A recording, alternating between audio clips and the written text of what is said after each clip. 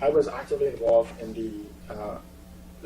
with Mr. Troy Garvey in the relocation conversation concerning the things that is happening in Lewis Yard and Pinders Point and the other areas, the surrounding areas.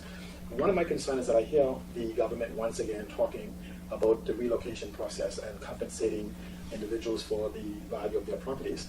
Well, what I wanted to enter into the public discussion, which I'm going to try to engage, I don't know who particular people are speaking for them right now, but is that I am one to believe that those properties should not be sold outright free as freehold title or free title, clear title to any government or any development company or any other organization on the island. The reason for that is that I see those properties as valuable assets. The properties is located almost in respect to what's called a deep water harbor. And those properties in its new incarnation could be worth millions, if not hundreds of millions of dollars. We talk about the expansion of BOCO or like facilities that can utilize that deep water harbor. We talk about LNG, we talk about industrial development.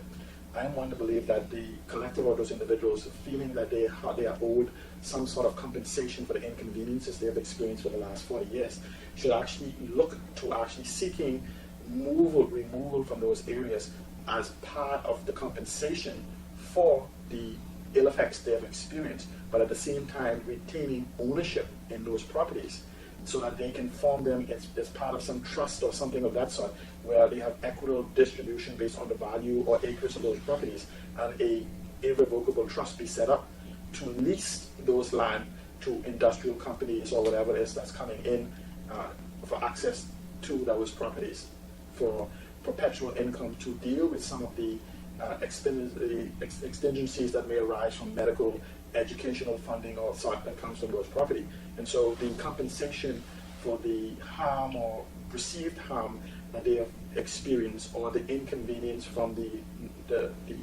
smoke and other instances of the industrial development that happen around those, the movement of them away from that within itself should be their compensation so that they will no longer experience these type of things. When you begin to look at the effect of medical towards we'll be paying in medical expenses for those individuals that are not covered. It is in our best interest to move them away. But at the same time, I think they're owed some sort of compensation for the years of abuse, for lack of a better word, that they've experienced for the last 40 years. And so let's move them as part of their compensation. Let's set this up as an irrevocable trust, as part of their generational heritage, whatever type of environment they want, and let them benefit from the lease going for the next 99 or whatever amount of years that's available there. And I think that conversation, we need to move towards not just relocating an impoverished group of people, but look forward in a global perspective in the fact that we participate now in a global marketplace and the fact that we are in a development mode of Grand Bahama.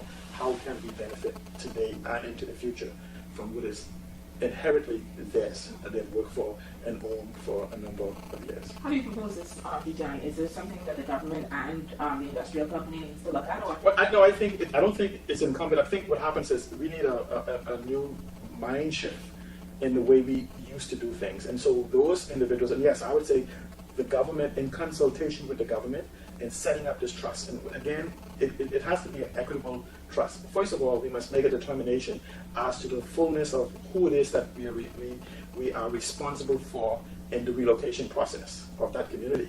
But and so in moving those responsibility based on the ownership of the properties in that area, you then now relocate them into another environment, in what I call a compensated move, in exchange for the inconveniences that they've experienced.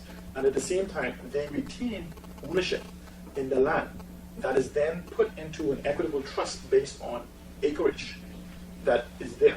Where, as a collective, where, let's use an example, we determine there's 100 acres. Essentially, so for every acre you own, you get 1% of this trust.